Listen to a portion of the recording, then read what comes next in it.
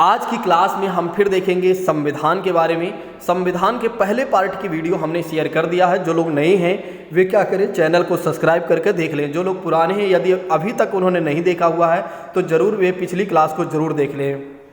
देखिए, इस क्लास की सबसे खास बात यह है कि एनसीईआरटी का पूरा निचोड़ है और साथ ही साथ हमने एम लक्ष्मीकांत सर की भी किताब से कुछ मटेरियल से शामिल किया हुआ है। हूबहू प्रश्न यहीं से मिलेंगे, बिल्कुल मिलेंगे, गारंटी लेता हूं कि यहीं से मिलेंगे। यदि कोई छात्र पूरी क्लास को देख लेता है, दोनों क्लास को, तो अगर उसे विश्वास नहीं होता है तो दोनों क्लास देखने के बाद वो क्या करे दोनों क्लास देखने के बाद वो क्या करे कि एक तरीके से प्रीवियस तरह के क्वेश्चन को सॉल्व करे। गारंटी लेता हूं कि पूरा उसका सॉल्व होगा अच्छे से। कॉन्स्टिट्यूशन ऑफ इंडिया से एक भी प्रश्न गलत नहीं होगा। आइए बात करते हैं, बिना किसी और बात की चर्चा करते हुए सीधा आते हैं आज के अपने टॉपिक पर। तो दोस्तों, आज का जो हमारा पहला टॉपिक है वो है प्रेसिडेंट के बारे में है, यानी कि कह सकते हैं राष्ट्रपति के बारे में है।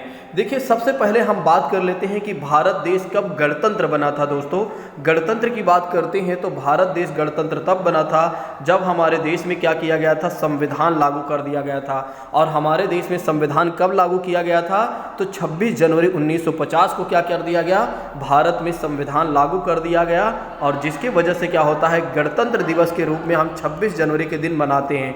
गणतंत्र का मतलब ये हो जाता है दोस्तों, जहां पर क्या होगा, राज्य का जो राष्ट्राध्यक्ष होगा, यानी कि देश का जो राष्ट्राध्यक्ष होगा वो एक तरीके से निर्वाचित होकर जाएगा, ना कि एक तरीके से वंशानुगत पद से होगा। कहने का मतलब ये है कि अगर कोई राष्ट्रपति पद पर जाता है तो निर्वाचित होकर जाएगा, ना कि एक राष्ट्रपति जो पहले बना हुआ है उसका पुत्र बनेगा। कहने का मतलब ये है कि भारत देश में जो राष्ट्र का अध्यक्ष होगा वो निर्वाचित होकर जाएगा। तो आपके एग्जाम में एक प्रश्न पूछा जाता है कि गणतंत्र दिवस हम कब मनाते हैं दोस्तों, तो आप बता दीजिएगा गणतंत्र दिवस हम मनाते हैं 26 जनवरी को। अब कुछ छात्र ये सोच रहे होंगे गणतंत्र का मतलब क्या हो जाता है सर, इतनी कठिन हिंदी आप बोल रहे हैं, तो इसको मैं सरल कर देता हूं। तो इसे बोला जाता है रिपब्लिक डे बोला जाता है। क्या बोला जाता है, तो रिपब्लिक डे बोला जाता है। इस बात को ध्यान रखिएगा। अच्छा, कुछ छात्र ये भी सोचते हैं कि सर स्वतंत्रता दिवस कब मनाया जाता है, तो स्वतंत्रता दिवस मनाया जाता है मेरे प्रिय साथियों 15 अगस्त 1947 को। और 15 अगस्त 1947 को क्या कहा जाता है, स्वतंत्रता दिवस कहा जाता है या स्वतंत्रता दिवस मनाया जाता है, जिसे अंग्रेजी में क्या कहा जाता है, इंडिपेंडेंस डे कहा जाता है। अब कुछ छात्र ये सोच रहे होंगे सर आप ये क्या बता रहे हैं, अब हमें ये नहीं पता चल पा रहा है कि संविधान दिवस कब मनाया जाता है। हाँ, आपने गणतंत्र दिवस बता दिया, आपने स्वतंत्रता दिवस बता दिया, लेकिन अभी तक आपने ये नहीं बताया कि संविधान दिवस कब मनाया जाता है। तो दोस्तों, आप ये भी जान लीजिए संविधान दिवस कब मनाया जाता है, तो 26 नवंबर को क्या होता है, संविधान दिवस मनाया जाता है। अच्छा, ऐसा क्यों हुआ था, 26 नवंबर को ही क्यों डेट निर्धारित की गई थी, तो उसके पीछे का मूल कारण ये है कि 26 नवंबर 1949 को क्या हुआ था, 26 नवंबर 1949 को यानी 1949 को क्या हुआ था दोस्तों, 1949 को क्या हुआ था, भारत का जो संविधान था वो बनकर तैयार हुआ और जिसे क्या किया गया, संविधान सभा में स्वीकार कर लिया गया, यानी अंगीकृत कर लिया गया, अडॉप्ट कर लिया गया। जिसके वजह से क्या होता है, 26 नवंबर को क्या किया जाता है, संविधान दिवस मनाया जाता है। तो ये तीनों बातें याद रखिएगा। एक तो स्वतंत्रता दिवस के बारे में याद रखिएगा, स्वतंत्रता दिवस 15 अगस्त को मनाया जाता है और जिसे इंडिपेंडेंस डे कहा जाता है। और गणतंत्र दिवस कब मनाया जाता है, तो 26 जनवरी को मनाया जाता है, जिसे रिपब्लिक डे कहा जाता है।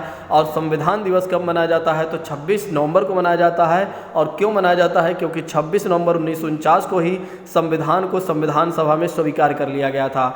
अगर आपके एग्जाम में पूछा जाता है कि 26 या कॉन्स्टिट्यूशन डे कब मनाया जाता है, तो आप बता दीजिएगा 26 नवंबर को कॉन्स्टिट्यूशनल डे माना जाता है हमारे देश का। आइए समझते हैं राष्ट्रपति के बारे में। वैसे हमने पहले ही बता दिया कि राष्ट्रपति हमारे देश में क्या है, राष्ट्रपति का जो पद है वो गणतंत्र के रूप में है, यानी कि जो राष्ट्रपति होगा हमारे देश का वो जनता के द्वारा चुनकर कह सकते हैं या निर्वाचित होकर जाएगा। वैसे तो राष्ट्रपति जो होते हैं, राष्ट्रपति का जो निर्वाचन होता है अप्रत्यक्ष होता है, जो कि हम आगे देखने वाले हैं।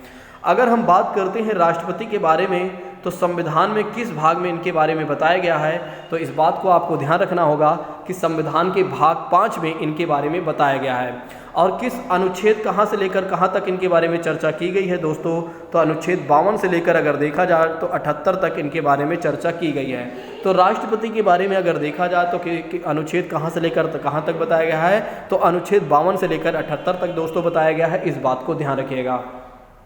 अब यहाँ पर बात एक और निकल कर आती है दोस्तों की जो एक तरीके से संघ की कार्यपालिका होती है उसमें कौन कौन लोग शामिल होते हैं। वैसे में अगर देखा जाए तो सबसे पहली बात ये कर लेते हैं कि संघ की कार्यपालिका का जो हेड होता है वो राष्ट्रपति। दोस्तों यदि संघ की कार्यपालिका के बारे में बात करते हैं, संघ मतलब हो जाता है यूनियन, संघ की कार्यपालिका का हेड अगर कोई होता है तो राष्ट्रपति होता है। संघ की कार्यपालिका का जो हेड होता है दोस्तों वो राष्ट्रपति होता है और राष्ट्रपति के पास ही समस्त शक्तियाँ होती हैं और राष्ट्रपति क्या करता है, सारी शक्तियों का संचालन अपने माध्यम से करता है कि किसको कैसे क्या काम करना चाहिए। ये सब बातें हम बाद में करेंगे। आइए हम एक और बातें देख लेते हैं इसी में कि संघ की कार्यपालिका में कौन कौन लोग शामिल होते हैं। अगर आपके एग्जाम में पूछा जाता है कि संघ की कार्यपालिका में कौन कौन लोग शामिल होते हैं तो आप बता दीजिएगा कि संघ की कार्यपालिका में अगर देखा जाए तो राष्ट्रपति महोदय स्वयं शामिल होते हैं, सबसे पहली बात। दूसरी बात आप बता दीजिएगा कि उपराष्ट्रपति महोदय जो होते हैं वे भी संघ की कार्यपालिका में ही क्या होते हैं, शामिल होते हैं। तीसरी बात आप बता दीजिएगा कि जो भारत का प्रधानमंत्री होता है वो भी शामिल होता है संघ की कार्यपालिका में। अब प्रधानमंत्री के साथ अगर देखा जाए तो केवल प्रधानमंत्री तो होता नहीं है, उसके साथ मंत्रिमंडल भी होते हैं या मंत्रिमंडल भी होता है, तो मंत्रिमंडल भी संघ की कार्यपालिका में आता है दोस्तों। नेक्स्ट बात करते हैं महान्यायवादी के बारे में बात करते हैं, तो महान्यायवादी भी इसी में शामिल होता है दोस्तों, इस बात को भी ध्यान रखिएगा। एक बार फिर से मैं आपका ध्यान आकर्षित करवाना चाहूँगा। देखिए अगर आपके एग्जाम में पूछा जाता है कि संघ की कार्यपालिका में कौन कौन लोग शामिल होते हैं तो आप बता दीजिएगा संघ की कार्यपालिका में राष्ट्रपति महोदय स्वयं होते हैं और उसके बाद उपराष्ट्रपति महोदय होते हैं, फिर प्रधानमंत्री होते हैं और उनके साथ जो मंत्रिमंडल होता है वो भी होता है और जो महान्यायवादी होते हैं वे भी इसी में शामिल होते हैं। ठीक है, वैसे इतना ज़्यादा डीप तो नहीं पूछा जाएगा, लेकिन फिर भी अगर पूछा जाता है तो मैं तो आपको बता ही दिया हूँ, आप बिल्कुल भी चिंता ना करिए। अब बात करते हैं कि राष्ट्रपति कौन होता है। देखिए राष्ट्रपति अगर देखा जाए तो भारत राज्य का प्रमुख है। राष्ट्रपति के बारे में बात करते हैं तो भारत राज्य का प्रमुख होता है। कौन होता है? भारत राज्य का प्रमुख कौन होता है? राष्ट्रपति होता है। और देश का अगर प्रथम नागरिक कोई माना जाता है तो हमारे देश का जो राष्ट्रपति है वही माना जाएगा। तो भारत का प्रथम नागरिक कौन माना जाता है दोस्तों? राष्ट्रपति ही माना जाएगा। आपके एग्जाम में प्रश्न पूछा जाता है।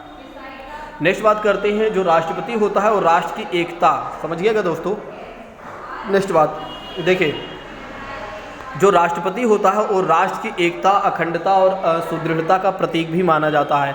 अगर आपके एग्जाम में प्रश्न पूछा जाता है कि राष्ट्र की एकता का प्रतीक कौन माना जाता है तो आप बता दीजिएगा राष्ट्रपति। अगर ये पूछा जाता है कि राष्ट्रपति की अखंडता के रूप में और सुदृढ़ता या प्रतीक के रूप में देखा जाए, एक सिंबल के रूप में अगर देखा जाए तो कौन होता है? तो हमारे देश का राष्ट्रपति होता है। क्योंकि हमारे देश के जो राष्ट्रपति होता है उसके पास पावर्स तो बहुत होती है दोस्तों, लेकिन वो अपने पावर का इस्तेमाल नहीं कर पाता है।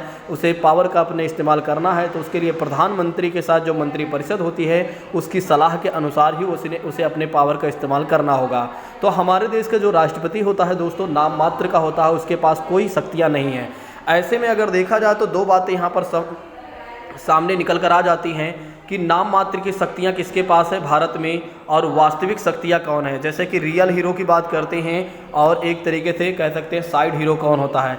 हमारे देश में अगर देखा जाए तो साइड हीरो के रूप में अगर आप देखते हैं तो साइड हीरो के रूप में अगर देखते हैं आप तो जो हमारे देश का प्रेसिडेंट होगा वो साइड हीरो के रूप में काम करेगा। और अगर देखा जाए तो रियल हीरो कौन होगा? जो प्रधानमंत्री होगा, जो हमारे देश का प्रधानमंत्री होगा उस समय का वो रियल हीरो होगा, क्योंकि उसके पास पूरी मंत्रिपरिषद होती हैं और दूसरी बात ये करते हैं कि उसके पास वास्तविक शक्तियाँ होती हैं। तो इस बात को आपको ध्यान रखना होगा कि अगर हमारे देश के नाम मात्र की बात पूछा जाता है कि नाम मात्र की शक्तियाँ किसके पास है तो आप बता दीजिएगा राष्ट्रपति के पास। अगर आपके एग्जाम में ये पूछ लिया जाता है कि हमारे देश में किसके पास वास्तविक शक्तियाँ होती हैं तो आप बता दीजिएगा प्रधानमंत्री के पास होती हैं। ठीक है, ऐसे में अगर देखा जाए तो प्रधानमंत्री और जैसे कि इसको समझिएगा मेरी एक कहानी से, कैसे प्रधानमंत्री प्रतीक के रूप में हो जाते हैं और कैसे एक तरीके से राष्ट्रपति कैसे प्रतीक के रूप में हो जाते हैं और कैसे एक तरीके से प्रधानमंत्री जो होते हैं रियल हीरो बन जाते हैं। समझिएगा इस कहानी को, थोड़ा से ज़्यादा समय तो नहीं लूँगा, लेकिन फिर भी अगर 2-4 मिनट समय लेता हूँ तो आपको समझाने के लिए ही लूँगा। देखिए जैसे कि हमारे घर में इस कहानी को ऐसे समझ लीजिए, जैसे हमारे घर में 2 व्यक्ति होते हैं, एक हमारी मम्मी होती हैं, ठीक, एक हमारे पापा होते हैं। तो पहले तो हम पापा को रख देते हैं क्योंकि पापा जी हमारे मुख्य होते हैं और दूसरी हमारी मम्मी जी होती हैं। समझिएगा इस कहानी को, जिस तरह से हमारे घर में क्या होता है, हमारे पापा जी होते हैं और हमारी मम्मी जी होती हैं, उसी तरह से हमारे देश में है। जैसे अब पापा जहाँ पर हैं वहाँ पर आप प्रेसिडेंट को रख दीजिए, और जहाँ पर मम्मी हैं वहाँ पर प्रधानमंत्री को रख दीजिए, आपको सब कुछ समझ में आ जाएगा। देखिए जैसे आप देखते हैं कि पापा जो होते हैं घर के मुखिया तो ज़रूर होते हैं, उसी तरह से देश के राष्ट्रपति रूप में अगर आप देखते हैं, राष्ट्रपति को देखते हैं तो देश के मुखिया ज़रूर होते हैं, लेकिन स्वयं कोई निर्णय नहीं ले पाते। अगर आप याद करिए कभी आपके घर में अगर आपके पापा को घर लेना हुआ होगा, लेकिन पापा ने घर के बारे में सोचा होगा और घर सेलेक्ट किया होगा, लेकिन वो अपने निर्णय से तो नहीं ले पाए होंगे, मम्मी के निर्णय से लेते हैं। क्या होता है, क्योंकि मम्मी अगर कह देती हैं कि यही वाला आपको लेना है, क्या नाम है, यही घर लेना है या यही काम करना है, तो मम्मी की बात को पापा को मानना ही होता है, क्योंकि पापा जानते हैं कि हमारे पास वास्तविक शक्तियाँ नहीं हैं, हम तो केवल साइड हीरो के रूप में ही काम कर रहे हैं और नाम मात्र के हैं। तो उसी तरह से जिस तरह से मम्मी हमारे घर में पावरफुल होती हैं, उसी तरह से अगर आप देखें तो दोस्तों हमारे देश में प्रधानमंत्री जो होते हैं पावरफुल होते हैं, और राष्ट्रपति महोदय क्या होते हैं, राष्ट्रपति महोदय क्या होते हैं, एक तरीके से नाम मात्र के होते हैं। मुझे नहीं लगता कि अब आपको समझने में असहजता होगी। अब आपको सारी बातें हो सकता समझ में आ गई हों। आइए जो हमने लिखा हुआ है उसके माध्यम से थोड़ा से चलते हैं तो और अच्छे से आपको क्लियर होने लगेगा। यदि आप लोगों को मेरी बातें समझ में आ रही हैं तो एक बार आपको कमेंट करिए और बोलिए कि यस सर हमें सब समझ में आ रहा है। और दूसरी बात है, आपको यदि सारी बातें अच्छे से क्लियर हो रही हैं तो फिर एक बार लाइक तो बनता ही है, बाकी मर्जी आपकी है, करना क्या है आप देख लीजिए। चलिए समझते हैं इनके बारे में। देखिए राष्ट्रपति के बारे में अगर देखा जाए तो राष्ट्रपति को अंग्रेजी में क्या कहा गया है, प्रेसिडेंट कहा गया है, जो कि भारत के प्रथम नागरिक के रूप में ये माने जाते हैं, जो कि हमने आपको पहले ही बता दिया। भारत का शासन राष्ट्रपति के नाम से ही चलाया जाता है। बिल्कुल, भारत में अगर किसी भी प्रकार का शासन चलता है तो राष्ट्रपति महोदय के नाम से ही चलता है। राष्ट्रपति जो होते हैं भारत के संवैधानिक प्रमुख होते हैं, यानी कि अगर देखा जाए तो कॉन्स्टिट्यूशन के एक हिसाब से अगर देखा जाए तो संवैधानिक प्रमुख कोई है तो वह राष्ट्रपति हैं। नेक्स्ट बात करते हैं, अनुच्छेद 52 में कहा गया है दोस्तों भारत का एक राष्ट्रपति होगा। अगर आपके एग्जाम में पूछा जाता है किस आर्टिकल में ऐसा कहा गया है कि भारत का एक राष्ट्रपति होगा, तो वो है एक तरीके से अनुच्छेद 52 है। नेक्स्ट बात करते हैं, अनुच्छेद 53 कहता है, यानी कि 53A कहता है कि संघ की कार्यपालिका शक्ति राष्ट्रपति में निहित होगी। इस बात को जरूर ध्यान रखिएगा कि संघ की कार्यपालिका शक्ति अगर किसी में निहित है तो राष्ट्रपति के पास निहित होती है। और राष्ट्रपति क्या करता है, इस शक्ति का प्रयोग संविधान के अनुसार या स्वयं अधीनस्थ अधिकारियों के माध्यम से करता है, जो कि हमने आपको पहले ही बता दिया है कि राष्ट्रपति इस शक्ति का जो प्रयोग करता है वो संविधान के अनुसार करता है या स्वयं करता है या अपने अंडर, मतलब जो उसके अंडर में रहने वाले लोग होते हैं उन अधिकारियों के माध्यम से करता है दोस्तों। इसलिए कहा गया है, हमने पहले स्टार्टिंग में ही बताया था कि संघ की कार्यपालिका शक्ति, यानी कि कह सकते हैं यूनियन गवर्नमेंट के बारे में, यूनियन एग्जीक्यूटिव में अगर देखा जाए तो समस्त शक्ति अगर किसी पास है, यानी कि हेड कोई है तो राष्ट्रपति है। अब बात करते हैं कि राष्ट्रपति के निर्वाचन के बारे में बात करते हैं तो अनुच्छेद 54 में ये कहा गया है कि राष्ट्रपति का जो निर्वाचक होगा, यानी कि निर्वाचन मंडल के माध्यम से होगा। देखिए हमारे देश में, इस कहानी को समझिएगा तो फिर थोड़ा सा और आपको अच्छे से क्लियर हो जाएगा। देखिए हमारे देश में क्या होता है, राष्ट्रपति का जो निर्वाचन होता है दोस्तों इनडायरेक्ट होता है। कैसे होता है, इनडायरेक्ट होता है, ध्यान रखिएगा। इनडायरेक्ट कैसे होता है, जैसे क्या होता है, इसको ऐसे समझिएगा पहले एक एग्जाम्पल के माध्यम से। देखिए जैसे एक एग्जाम्पल ही है दोस्तों, एक मिनट देखिए एक एग्जाम्पल है कि आप किसी कंपनी के मालिक हैं, ठीक है, या आपकी, चलो कोई नहीं, आप किसी कंपनी में काम करते हैं और उसके बाद क्या हुआ कि आप अपने किसी नेता को चुन लेते हैं, आप अपनी कंपनी में किसी यूनियन एक लीडर को चुन लेते हैं और फिर आपसे फिर क्या होता है कि ये व्यक्ति क्या करता है कि उस कंपनी के जो CEO होते हैं उनको चुनता है, ठीक है। तो वैसे में अगर देखा जाए तो यहाँ पर क्या हुआ, ये डायरेक्ट नहीं चुने जा रहे हैं बल्कि ये क्या कर रहा है, इनको चुन रहा है। तो इसलिए अगर देखा जाए तो आप प्रत्यक्ष CEO का चुनाव हो रहा है। कैसे हो रहा है, इनडायरेक्ट रूप से कंपनी के CEO का चुनाव हो रहा है, क्योंकि यहाँ पर ये है जनता, और जनता क्या कर रही है, इसको चुन रही है, और जनता जब इसको चुन रही है तो ये क्या कर रहा है, इसको चुन रहा है। जिसको जनता चुन रही है, जिसको जनता ने चुना और जो जनता के द्वारा चुना गया व्यक्ति है उसने क्या किया, तीसरे व्यक्ति को चुना। तो ऐसे में अगर देखा जाए तो इसे इनडायरेक्ट कहेंगे या नहीं, इनडायरेक्ट ही कहेंगे दोस्तों। अब फिर से समझिएगा, देखिए हमारे देश में जो राष्ट्रपति का पद होता है, यानी कि उसका जो निर्वाचन होता है दोस्तों अप्रत्यक्ष होता है। कैसे होता है, अप्रत्यक्ष होता है, इनडायरेक्ट होता है। कैसे होता है समझिएगा, देखिए आप क्या करते हैं, यानी कि हमारे देश की जनता क्या करती है कि लोकसभा में सदस्यों को चुनकर भेजती है। फिर अगर देखा जाए तो हमारे देश की ही जनता क्या करती है कि एक तरीके से विधानसभा में सदस्यों को चुनकर भेजती है। तो ऐसे में यहाँ पर भी एक तरीके से देखा जाए तो राज्यसभा में भी लोग जाते हैं। तो ये जो एक तरीके से जनता क्या कर रही है, लोकसभा में सदस्यों को चुनकर भेज रही है, विधानसभा में सदस्यों को चुनकर भेज रही है, या राज्यसभा में लोग जा रहे हैं, तो ये लोग क्या करते हैं, राष्ट्रपति का निर्वाचन करते हैं। राष्ट्रपति का निर्वाचन मतलब ये हो जाता है राष्ट्रपति के निर्वाचन में मतदान देते हैं। तो इसलिए क्या हुआ, डायरेक्ट हुआ ना, जैसे अभी कंपनी के सीईओ के बारे में बताया था, जनता ने इनको चुना और इन लोगों ने क्या किया, राष्ट्रपति को चुना, और इसकी वजह से इसे क्या कहा गया, राष्ट्रपति का जो निर्वाचन होता है अप्रत्यक्ष होता है, इनडायरेक्ट होता है। अब आइए समझ लेते हैं कि राष्ट्रपति के निर्वाचन में दोस्तों, यानी कि राष्ट्रपति के निर्वाचन में कौन लोग पार्टिसिपेट करेंगे।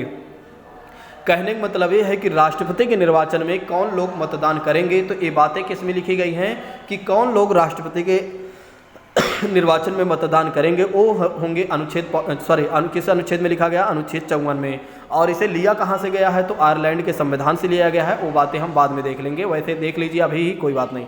आयरलैंड के संविधान से हमने लिया हुआ है, इतना ज़्यादा डीप तो नहीं पूछा जाएगा। चलिए समझिएगा, राष्ट्रपति के निर्वाचन में कौन लोग एक तरीके से वोट देंगे या मतदान देंगे दोस्तों, तो लोकसभा के निर्वाचित सदस्य। लोकसभा के निर्वाचित का मतलब हो जाता है, ये हो जाता है जो लोग इलेक्टेड हैं, जो मतलब जनता के द्वारा चुने गए व्यक्ति हैं, लोकसभा में जो बैठे हुए हैं, वही लोग क्या करेंगे, राष्ट्रपति के चुनाव में मतदान करेंगे।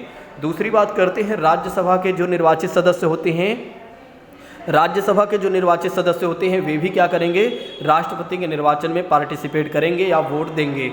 और राज्य की विधानसभाओं की बात करते हैं तो 28 राज्य में अगर देखा जाए तो जहां पर 28 राज्य में जितने भी विधानसभा हैं उनके सदस्य जो निर्वाचित हैं, ठीक है, वे भी क्या करेंगे, राष्ट्रपति के निर्वाचन में पार्टिसिपेट करेंगे या वोट देंगे। अगर आपके एग्जाम में प्रश्न पूछा जाता है दोस्तों कि राष्ट्रपति के निर्वाचन में कौन कौन लोग वोट देंगे या कौन कौन लोग पार्टिसिपेट करेंगे या भाग लेंगे, तो लोकसभा के निर्वाचित सदस्य, राज्यसभा के निर्वाचित सदस्य और विधानसभा के निर्वाचित सदस्य।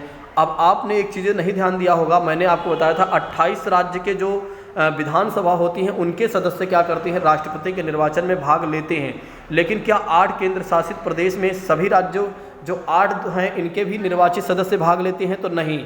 2 ऐसे राज्य हैं जिनके पास विधानसभा है, 2 ऐसे राज्य हैं जिनके पास विधानसभा है, और 6 ऐसे राज्य हैं जिनके पास कोई विधानसभा नहीं है। अब इनके पास विधानसभा नहीं है तो इसके वजह से क्या होता है कि ये राज्य क्या करेंगे, राष्ट्रपति के निर्वाचन में पार्टिसिपेट नहीं करेंगे, यानी कि इनके विधानसभा के कुल मिलाकर विधानसभा ही नहीं है, तो फिर ये लोग क्या करेंगे, राष्ट्रपति के निर्वाचन में मतदान नहीं करेंगे। अब वे 2 राज्य कौन कौन से हैं जिनके निर्वाचन में राष्ट्रपति के निर्वाचन में पार्टिसिपेट करेंगे दोस्तों, तो एक तो दिल्ली है, दूसरी है पांडिचेरी है। तो दिल्ली और पांडिचेरी की बात करते हैं, तो दिल्ली और पांडिचेरी के बारे में बात करते हैं तो इसके विधानसभा के जो सदस्य होंगे वे राष्ट्रपति के निर्वाचन में भाग लेंगे या दोस्तों, इस बात को ध्यान रखिएगा।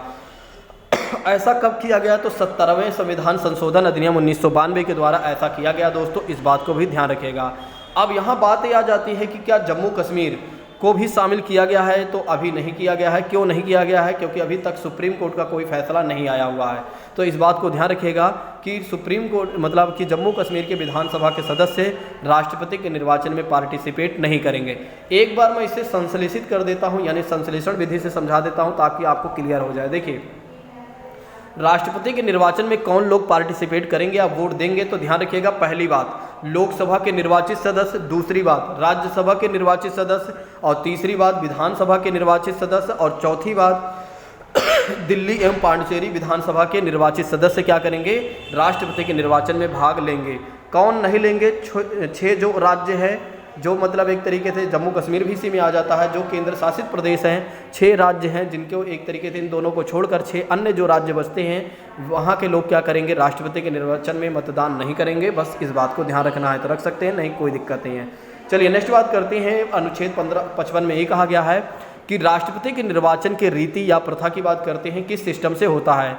देखिए, अप्रत्यक्ष रूप से अनुपातिक प्रतिनिधित्व प्रणाली के आधार पर क्या किया जाता है कि राष्ट्रपति का निर्वाचन होता है, और एकल संक्रमणी और मत गुप्त मतदान होता है दोस्तों, मतदान गुप्त होता है। देखिए, एकल संक्रमणीय मतलब ये होता है सिंगल ट्रांसफरेबल होता है दोस्तों। कहने का मतलब ये है, देखिए राष्ट्रपति के निर्वाचन में क्या होता है, जब राष्ट्रपति को उम्मीद के वार के लिए अगर देखा जाए तो 4 से 5 लोग खड़े होते हैं, जिसमें क्या होता है कि व्यक्ति को जब वोट देना होता है तो ए बी सी मान लेते हैं 3 कैंडिडेट खड़े हुए हैं। तो जैसे मान लेते हैं कि भाई मैं राष्ट्रपति को चुनना चाहता हूं, तो प्रेफरेंस के आधार पर जैसे मैंने प्रेफरेंस दिया ए को और दूसरे नंबर पर मैंने दे दिया इनको, तीसरे नंबर पर मैंने इनको दे दिया। तो इसीलिए कहा गया है सिंगल ट्रांसफरेबल के आधार पर क्या होता है, राष्ट्रपति का निर्वाचन होता है और अप्रत्यक्ष होता है, इनडायरेक्ट होता है, ठीक है। और गुप्त मतदान होता है, ना कि दिखाकर मतदान होता है, इस बात को ध्यान रखिएगा। कहानी इसमें और भी है, लेकिन वो आपके लिए आवश्यकता नहीं है उतना जानना, इसलिए मैं ज़्यादा नहीं बता रहा हूँ दोस्तों। अब आइए बात कर लेते हैं कि राष्ट्रपति के कार्यकाल के बारे में। तो अनुच्छेद 56 में कहा गया है राष्ट्रपति के कार्यकाल के बारे में। राष्ट्रपति जिस समय पद ग्रहण करते हैं उसी समय से लेकर 5 वर्ष तक अगर देखा जाए तो राष्ट्रपति का कार्यकाल रहता है। अगर राष्ट्रपति को इसके पहले भी अपना पद छोड़ना है तो स्वतंत्रता पूर्वक वे छोड़ सकते हैं। उन्हें क्या करना होगा, वाइस प्रेसिडेंट ऑफ इंडिया यानी कि भारत के उपराष्ट्रपति को अपना त्यागपत्र देना होगा। अगर राष्ट्रपति महोदय जैसे अभी कौन है, द्रौपदी मुर्मू हैं, अगर वे 5 साल के पहले अपना त्यागपत्र देना चाहती हैं तो दे सकती हैं। किसे, जो धनकर द्वीप हैं दोस्तों, ठीक है, यानी कि जो वाइस प्रेसिडेंट ऑफ इंडिया अभी हैं, उन्हें अगर देखा जाए तो अगर त्यागपत्र देना चाहें तो दे सकते हैं। नेक्स्ट बात करते हैं, अनुच्छेद 58 में कहा गया है कि राष्ट्रपति बनने की योग्यता क्या होनी चाहिए। भाई बिल्कुल सही बात है, राष्ट्रपति बनने की योग्यता भी होनी चाहिए। ऐसे नहीं है किसी भी व्यक्ति को भारत का राष्ट्रपति बना दिया जाए। हाँ, आप एक बार सोचिए, क्या किसी भी व्यक्ति को भारत का राष्ट्रपति बनाया जा सकता है? तो बिल्कुल नहीं बनाया जा सकता है। पहले उसे अपनी योग्यता दिखानी होगी कि हाँ मैं राष्ट्रपति बनने के लायक हूँ। देखिए भारत देश में सबसे खास बात यह है कि आप किसी भी संवैधानिक पद पर जाते हैं, जैसे कि बात करते हैं आप किसी भी नेता मंत्री को बनना है, अगर आपको नेता मंत्री बनना है तो इसके लिए पढ़ा लिखा होने की आवश्यकता नहीं, आप अनपढ़ हैं, बस आपके पास समझ होनी चाहिए और जनता में आप विश्वास हासिल कर लें। आपको कोई नहीं रोक सकता है राष्ट्रपति, प्रधानमंत्री, कुछ भी बनने के लिए। तो बन जाइए, आप दिखा दीजिए अपनी ताकत, इससे अच्छा मौका नहीं है। इस बार राष्ट्रपति का चुनाव तो चला गया, 2024 में आने वाला है लोकसभा का चुनाव और मोदी जी को हटाइए, खुद आइए, ठीक है। जनता विश्वास जीती है कि इस बार से सब सही होगा, बस हमें आप जिता दीजिए, फिर बताता हूँ। फिर आप भी आ जाइएगा और भूल जाइएगा और बोल दीजिएगा देखो ये सब कुछ होता नहीं है, ये सब तो हम जीतने के बहाने निकालते हैं। हाँ चलिए बात करते हैं कि राष्ट्रपति बनने के लिए योग्यताएं क्या होनी चाहिए। जब सबसे पहली बात होती है कि व्यक्ति भारत का नागरिक हो और उसकी न्यूनतम आयु कितनी होनी चाहिए, 35 वर्ष होनी चाहिए। कहने का मतलब ये है कि अगर कोई व्यक्ति, देखिए एक बात है जरूर ध्यान रखिएगा, अगर कोई व्यक्ति एक दिन भी कम है, 35 वर्ष से कम उम्र है एक दिन भी, तो राष्ट्रपति नहीं बन पाएगा। नहीं सोचो कि अभी एक ही दिन तो कम है। नेक्स्ट बात करते हैं, लाभ के पद पर ना हो। लाभ के पद का मतलब ये हो जाता है किसी सरकारी नौकरी में व्यक्ति ना हो, अगर हो भी तो कोई दिक्कत नहीं है, उसे क्या करना पड़ेगा, अपना त्यागपत्र देना ही पड़ेगा। उसे क्या करना पड़ेगा, अपना त्यागपत्र देना पड़ेगा, ठीक है। तो वैसे तो लाभ के पद पर ना हो तो ज़्यादा अच्छा रहता है, ठीक है, पहले ही दे दे तो ज़्यादा रहता है सही। नेक्स्ट बात करते हैं, लोकसभा का सदस्य निर्वाचित होने की योग्यता भी रखता हो। अगर किसी व्यक्ति को भारत का राष्ट्रपति बनना है तो लोकसभा के सदस्य निर्वाचित होने की भी योग्यता रखता हो। तो इस बात को आपको ध्यान रखना होगा दोस्तों कि राष्ट्रपति बनने की योग्यता क्या होनी चाहिए। व्यक्ति भारत का नागरिक हो, उसकी न्यूनतम आयु 35 वर्ष होनी चाहिए और लाभ के पद पर ना हो, लोकसभा के निर्वाचित सदस्य होने की योग्यता रखता हो, यानी कि लोकसभा का सदस्य बनने की योग्यता रखता हो। इतना ही नहीं दोस्तों, अभी और भी कुछ है, ठीक है। इतना मत सोचिए कि आप, कुछ लोग तो सोच रहे होंगे बस उम्र हो जाए, बस इस बार राष्ट्रपति हम बन ही जाते हैं। अब आप याद करिए राज्यपाल की कहानी, जो राजपाल यादव है, जैसे कहा नहीं जाता कि धीरे धीरे सींग निकलना शुरू हो गई। भारत के राष्ट्रपति बनने के लिए क्या होना चाहिए, तो क्या होता है कि व्यक्ति ने बताया भारत का नागरिक होना चाहिए, न्यूनतम आयु 35 वर्ष होनी चाहिए, लाभ के पद पर ना होना चाहिए, लोकसभा के सदस्य निर्वाचित होने की योग्यता होनी चाहिए। तो जैसे कि व्यक्ति सुनते ही बोलता है ठीक है मैं राष्ट्रपति बन जाता हूँ, तो राज्यपाल क्या कहता है, राजपाल यादव जो मूवी में रहता है कॉमेडियन, वो कहता है देखो धीरे धीरे अभी सींग निकलेंगे। हाँ, तो उसी तरह से अगर देखा जाए तो सींग और निकलने वाले हैं दोस्तों राष्ट्रपति पर बनने के लिए, राष्ट्रपति बनने के लिए। देखिएगा यहाँ पर देखिए, अब केवल और केवल ये सब बातें तो मान लेते हैं सबके पास हो ही जाती है, लगभग अगर देखा जाए तो हर व्यक्ति इतना योग्यता रखता ही है। बहुत सारे लोगों ने कहा होगा मैं तो 35 वर्ष पूरा कर ही लूँगा, कुछ लोग तो 32 साल में चल रहे होंगे, बोलते होंगे 3 साल बाद तो कंप्लीट कर ही लेंगे और इसके बाद राष्ट्रपति बन जाएंगे। लेकिन अब बात यहाँ पर आ जाती है दोस्तों कि 50 प्रस्तावक होना चाहिए और 50 मतदाताओं की ज़रूरत होती है। देखिए अब यहाँ पर 50 प्रस्तावक और 50 मतदाताओं के बारे में बात करते हैं तो कम से कम 50 सांसद विधायक वगैरह होने चाहिए मतदाता के रूप में और 50 प्रस्तावित, कुल मिलाकर 100 लोगों की आपकी ज़रूरत होती है। अगर आपके पास 100 लोग हैं तो फिर यहाँ एक विधायक तो आपको मिलता नहीं, यहाँ एक सांसद तो मिलता नहीं, एक पार्षद तो मिलता नहीं, आप कहाँ से लाएंगे इन सब लोगों को। तो 50 प्रस्तावक के रूप में, 50 अनुमोदक के रूप में अगर देखा जाए सांसद विधायक आप कहाँ से लाएंगे दोस्तों, ठीक है। तो 50 सांसद या विधायक, 50 सांसद विधायक की बात करते हैं, 100 लोगों के सांसद विधायक आप कहाँ से लाएंगे। तो इसीलिए एक सामान्य व्यक्ति जो होता है राष्ट्रपति नहीं बन पाता है। तो ध्यान रखिएगा, इस कहानी को एक बार मैं संश्लेषित कर देता हूँ, थोड़ा सा संश्लेषण विधि समझा देता हूँ। हाँ देखिए, भारत के राष्ट्रपति बनना है तो व्यक्ति भारत का नागरिक हो, न्यूनतम आयु 35 वर्ष होनी चाहिए, लाभ के पद पर नहीं होना चाहिए। दोस्तों बीच में मुझे रोकना पड़ गया था, शायद आपको पता नहीं चल पाएगा। तो मैं कहाँ था, एक बार मैं इसको फिर से ऐड कर देता हूँ, ठीक है। दरअसल क्या था कि बीच में कोई आ गया था तो फिर मिलने जाना पड़ा, बाकी कोई नहीं। एक बार मैं इसको जल्दी से संश्लेषित कर देता हूँ, यानी कि सिंथेसिस कर देता हूँ ताकि आपको समझ में आ जाए। देखिए, मैंने आपको बताया कि अगर कोई व्यक्ति भारत का नागरिक होता है तो राष्ट्रपति बन सकता है। न्यूनतम आयु उसकी, राष्ट्रपति बनने के लिए योग्यता क्या होना चाहिए, व्यक्ति भारत का नागरिक हो, 35 वर्ष आयु कंप्लीट कर लिया हो, किसी भी लाभ के पद पर ना हो, लोकसभा के सदस्य निर्वाचित होने की योग्यता हो, 50 प्रस्ताव, 50 अनुमोदक होने चाहिए। और नेक्स्ट बात करते हैं जमानत राशि के रूप में अगर देखा जाए दोस्तों, तो जमानत राशि की बात करते हैं, जमानत राशि की बात करते हैं कि 15,000 रुपये होना चाहिए। अनुच्छेद 59 की बात करते हैं तो राष्ट्रपति के वेतन भत्ते की बात करते हैं। ए है राष्ट्रपति के वेतन भत्ता। राष्ट्रपति के वेतन भत्ते के बारे में बात करते हैं तो अगर देखा जाए दोस्तों तो किस अनुच्छेद में दिया गया है, अनुच्छेद 53 और 3 में दिया गया, 59 के 3 में दिया गया है राष्ट्रपति के वेतन भत्ते के बारे में। नेक्स्ट बात करते हैं वेतन भत्ते के बारे में अगर देखा जाए तो 5 लाख रुपये मासिक रुपये हो जाता है। और भारत की संचित निधि से आपके एग्जाम में पूछा जाता है कि राष्ट्रपति को जो दिया जाता है, एक तरीके से राष्ट्रपति को जो दिया जाता है, मतलब सैलरी जो दी जाती है भारत की किस निधि से दी जाती है दोस्तों, तो संचित निधि से। अच्छा, इनके ऊपर किसी भी प्रकार का आयकर नहीं लगता है, मतलब इनकम टैक्स इनके ऊपर नहीं लगता है। और राष्ट्रपति भवन की सारी सुविधाएं निःशुल्क होती है, मतलब कि एक तरीके से सरकार के द्वारा ही खर्च किए जाते हैं। तो इन जिस घर में रहते हैं किसी भी प्रकार को इनको कोई शुल्क उल्क नहीं देना पड़ता है, बिल्कुल फ्री रहते हैं। राष्ट्रपति के बारे में और भी मैं कुछ बता देता हूँ, ठीक है, क्योंकि यहाँ पर क्या है कुछ बातें नहीं लिखी गई हैं तो मैं बता देता हूँ अपने आप से। देखिए, राष्ट्रपति नियुक्तियाँ भी कुछ करता है, ये भी मैं आपको बता देता हूँ। राष्ट्रपति किन किन नियुक्तियाँ करता है दोस्तों, तो राष्ट्रपति नियुक्तियाँ किसकी करता है, तो अगर देखा जाए तो नियुक्तियों के संदर्भ में तो राष्ट्रपति नियुक्तियाँ करता है महान्यायवादी। महान्यायवादी की बात करते हैं तो महान्यायवादी की बात करते हैं तो राष्ट्रपति क्या करता है, महान्यायवादी की नियुक्ति करता है। दूसरी बात ध्यान रखिएगा, राष्ट्रपति क्या करता है, सीएजी की नियुक्ति करता है, यानी कि नियंत्रक एवं महालेखा परीक्षक की नियुक्ति करता है।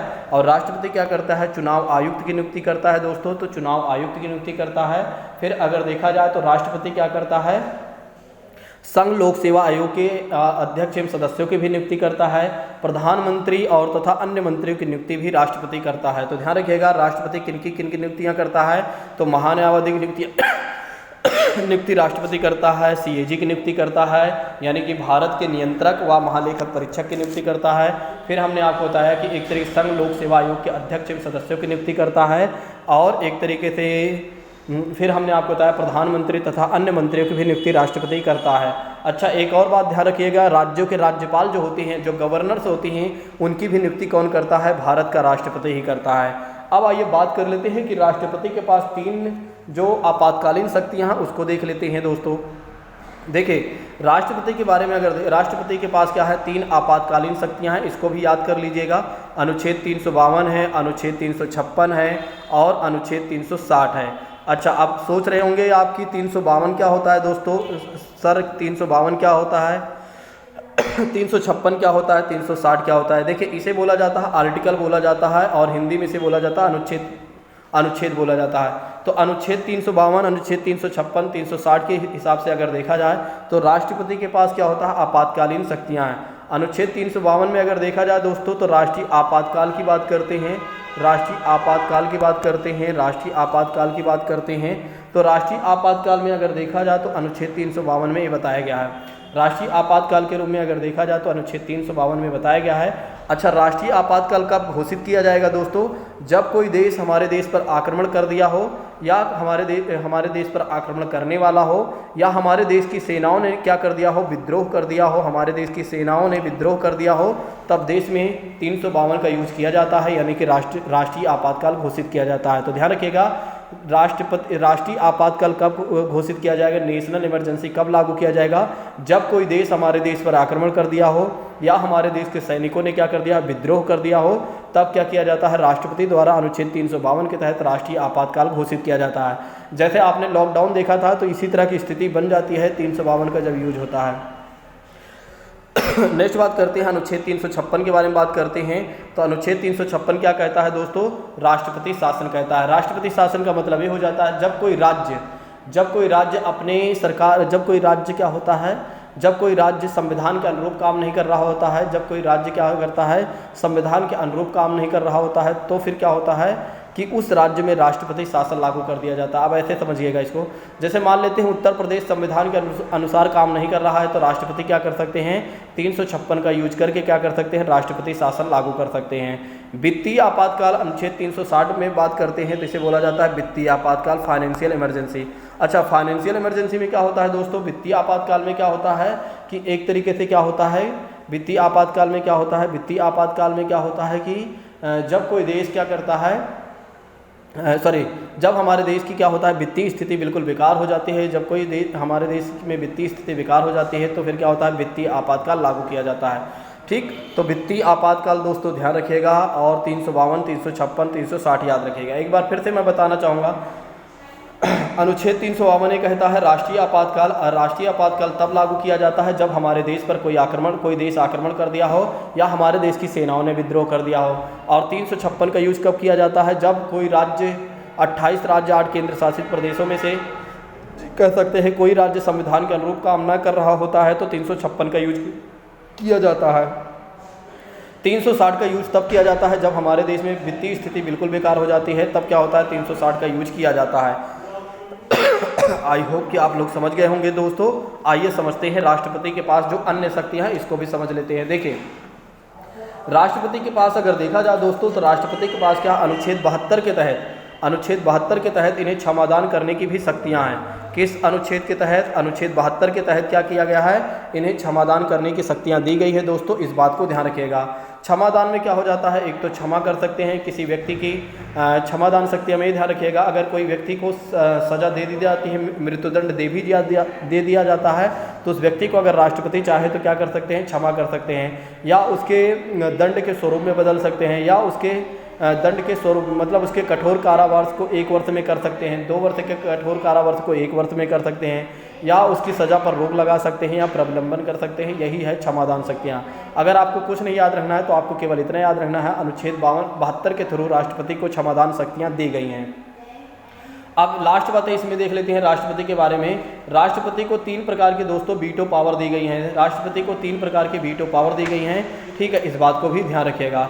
किस अनुच्छेद के तहत दी गई हैं, तो अनुच्छेद 111 के तहत। इस बात को भी ध्यान रखिएगा कि राष्ट्रपति को अनुच्छेद 111 के तहत क्या किया गया है, अनुच्छेद 111 के तहत क्या किया गया है दोस्तों, वीटो पावर से दी गई हैं, यानी कि एक तरह कह सकते हैं विशेषाधिकार उन्हें दिया गया है। किस अनुच्छेद के थ्रू, तो अगर देखा जाए तो अनुच्छेद 111 के तहत। अनुच्छेद 111 में क्या हो जाता है कि राष्ट्रपति को वीटो शक्तियाँ दी गई हैं।